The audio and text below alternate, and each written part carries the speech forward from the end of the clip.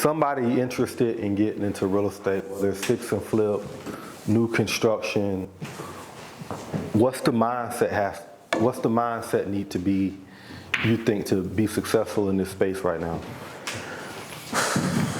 Man, you got to be in an unbelievable faith type of mindset, because the challenge of learning something, and it's never like, you know, bread and butter is wholesaling, right? My bread and butter is wholesaling. But when wholesaling slowed down, right, I had to pivot and get into something else. Now, this happened before to me. So when the market crashed last time, that's kind of like where I was at. It's about everybody that knows me know where you know, my faith. They like, man, this dude got like unbelievable faith. That's all he could do anything if his mind's to it. It's gonna work out for him. It's just who I am and how I've been able to sustain. I remember when people told me, man, when I first got started, I had an apartment. They're like, how you gonna sell a house and you in an apartment? They thought wholesaling was illegal. I'm like, you know, all those things. So I had to face all those challenges. Now, mind you, when the market crashed, every house it would be like 10 houses on the street with for sale signs in front of them. You can't wholesale those houses. They were underwater. So I had to figure it out at that time. And that's kind of like where we going back to that right now. Figuring this shit out, man, because it ain't easy. Anybody telling you that, you know, that it's going to be a easy run and you're going to make a lot of money, turn the other way. Man, it just ain't it. In this business, I learned a long time ago, man, what you're doing today ain't going to work tomorrow. So you got to pivot. Technology is different.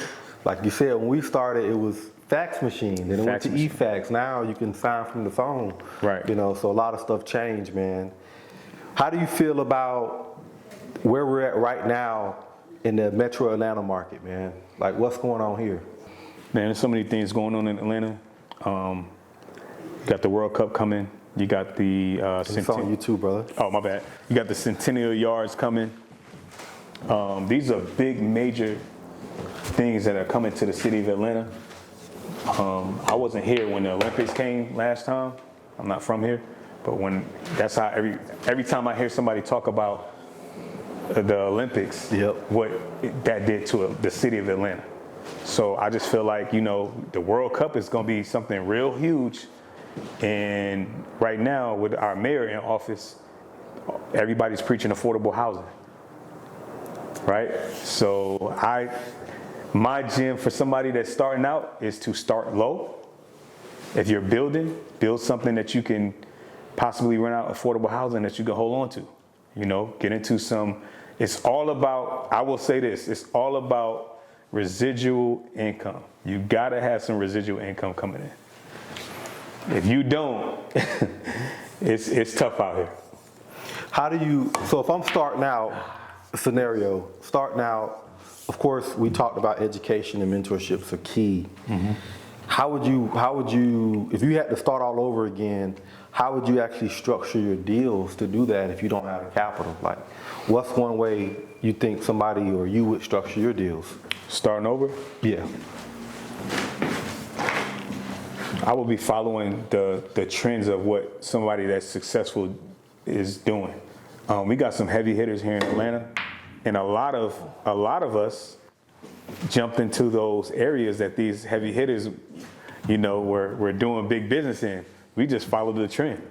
So when we saw them going over here creating comps, if I could find a house in that neighborhood, he just sold it for $220.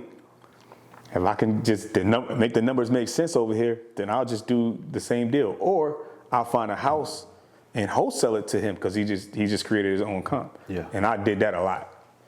I got well known from that Georgia RIA meeting that I went back to after I closed that first deal, because that's one thing that I did do. I kept all my business cards. So my first deal, I kept all my business cards. This is back when we had to keep business cards.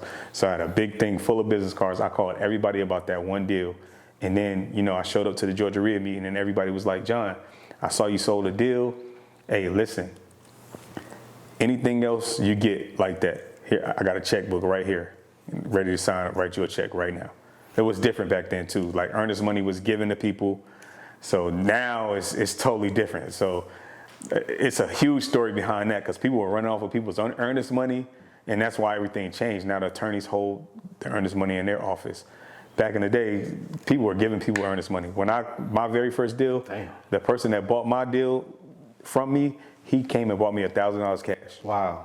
Yep. Yeah, it's totally different now, man. Yeah. They gotta go to an attorney or an escrow agent. Yeah, But that's sure. a gem. That's a gem within itself, man. Yeah. That's a gem within itself. Find out where the heavy hitters or people who are doing deals at. And if you're near them, try to add value if you want to learn anything from them. Yeah. Nobody's doing a sit down cup of coffee type deal.